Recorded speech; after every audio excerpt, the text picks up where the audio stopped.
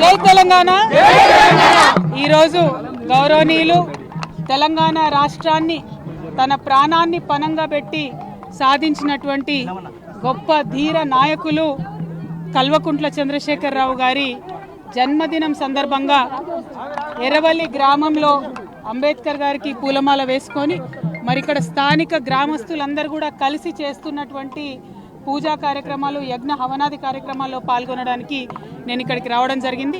దీనికంటే ముందు వరదరాజపురంలో ఉన్నటువంటి అత్యంత పురాతనమైనటువంటి ఆలయాన్ని సందర్శన చేసుకొని అక్కడ కూడా గౌరవ కేసీఆర్ గారి కోసం పూజా కార్యక్రమాలు నిర్వహించుకొని ఇక్కడికి రావడం జరిగింది.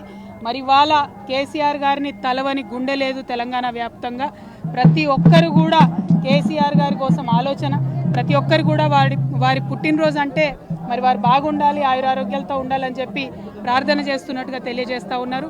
ఈ మతం ఆ మతం అని కాదు, ముసల్మాన్ సోదరులు, క్రిస్టియన్ సోదరులు, సిక్ సోదరులు, హిందూ సోదరులు ప్రతి ఒక్కరు చిన్న పెద్ద తేడా లేకుండా మరి మా చిన్న తమ్ముడు, మా చిన్న కొడుకు, మా పెద్ద కొడుకు, మా మామ, మా అన్న అని చెప్పి ప్రేమగా, అత్యంత ప్రేమగా 50 మంది తెలంగాణ ప్రజలు ఇవాళ గౌరవ ముఖ్యమంత్రి కేసీఆర్ గారిని తలుచుకుంటున్నటువంటి సందర్భం చూస్తూ ఉన్నాం.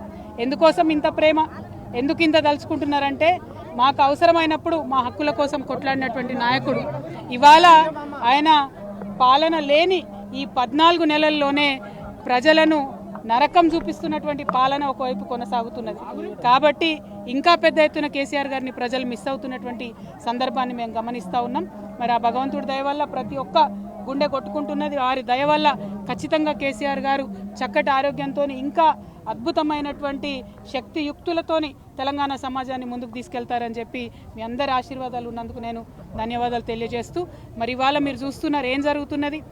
ఏ మాట చెప్పినా, ఏ కార్యక్రమమైనా, ఏ అంశమైనా ముఖ్యమంత్రి గారు వంకర టింకర మాటలు మాట్లాడి ఆగం చేసుడు తప్పితే ఎప్పుడు కూడా దేనికి పరిష్కారం చూపించినటువంటి పాపన ఓలేదు.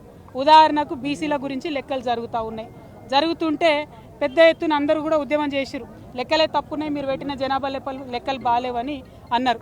అంటే ఆ మాట పక్కకు పోగొట్టాలి అని చెప్పి ఆయన ఏం చేస్తాడు ముఖ్యమంత్రి గారు అంటే, మోడీ గారు బీసీయా కాదా అనే చర్చ మొదలుపెట్టిండు. ఆయన మోడీ గారి మీద మాట్లాడంగానే ఇటుపక్క బండి సంజయ్ గారు మరి రాహుల్ గాంధీ ఏ మతం అని ఈయన మొదలుపెట్టిండు. అంటే ఏంటంటే ఈయన ఆయనని తిడతాడు, ఆయన ఈయనని తిడతాడు, మధ్యలో మాత్రం వీళ్ళిద్దరు కలిసి ప్రజలను పట్టించుకునే పరిస్థితి లేదు. మాకెందుకు మోడీ గారు బీసీ అయితే ఏంది, కాకపోతే ఏంది, మాకెందుకు రాహుల్ గాంధీ గారు ఏ మతం అయితేంది, ఏ కులం అయితేంది, మేము అడిగేది ఒకటే, ప్రజల సమస్యలు పరిష్కరించండి. మీరు ఏదైతే జనాభా లెక్కలు చేసిరో అవి సరిగ్గా లెక్క పెట్టండి. ప్రజలకు ఏమైతే హక్కులు రావాలో అది సరిగ్గా ఇవ్వండి. మీరు బిల్లు పెట్టండి, కాంగ్రెస్ వాళ్ళు, బీజేపీ వాళ్ళు దాన్ని పాస్ చేయండి. ఇది చేయకుండా ఈ మోడీ గారిది ఈ మతం అని ఒక ఆయన, ఈ కులం అని ఒక ఆయన, రాహుల్ గాంధీ గారిది ఆ కులం అని ఒక ఆయన, మాకెందుకండి? మీరు ఇద్దరు కలిసి ఆడుతున్నటువంటి నాటకం ఇది, డ్రామా ప్రజలకు అర్థమవుతా ఉన్నది. అందుకనే ఇవాళ ప్రతి ఒక్కరు బీఆర్ఎస్ పార్టీని, కేసీఆర్ గారిని గుర్తు చేసుకుంటున్నారు. మీరు చిత్తశుద్ధితోని ఏం చెప్తే అది ప్రజలకు ఇవ్వండి, అంతేగాని దాని వెనకాల ఒక కుట్ర పెట్టి దాన్ని రాజకీయంగా వాడుకొని ప్రజలు హక్కులు అడగంగానే అటు నుంచి బీజేపీ వాళ్ళు వచ్చి మాట్లాడాలి, మళ్ళీ వాళ్ళని తిట్టుకుంటే ఇటు నుంచి కాంగ్రెస్ వాళ్ళు మాట్లాడాలి. మధ్యలో ప్రజల్ని మీరు అగౌరవపరుస్తున్నారు, అవమానిస్తున్నారు. కానీ మా తెలంగాణ బిడ్డలు చైతన్యవంతులు, రాజకీయంగా అన్ని చూసినాం కుట్రలు, తెలంగాణ ఉద్యమ టైంలో చూసినాం ఎవరేం చేస్తారు, ఎవరేం మాట్లాడతారని. మీ కుట్రలు నడవవు, మీ డ్రామాలు నడవవు. ఖచ్చితంగా జనగణన మంచిగా చేయండి. ఇవాళ 2వ రోజు జనగణన స్టార్ట్ అయ్యి ఒక్క అడ్వర్టైజ్మెంట్ లేదు, ఎక్కడ ఊసు లేదు. దాన్ని పరిపూర్ణంగా నిర్వహించండి, ప్రజలకు న్యాయం చేయాలి, బీసీ బిడ్డలను మోసం చేయొద్దని చెప్పి ముఖ్యమంత్రి గారిని, భారతీయ జనతా పార్టీని ఇద్దరిని కూడా మేము హెచ్చరిక చేస్తా ఉన్నాం. Thank you. జై తెలంగాణ.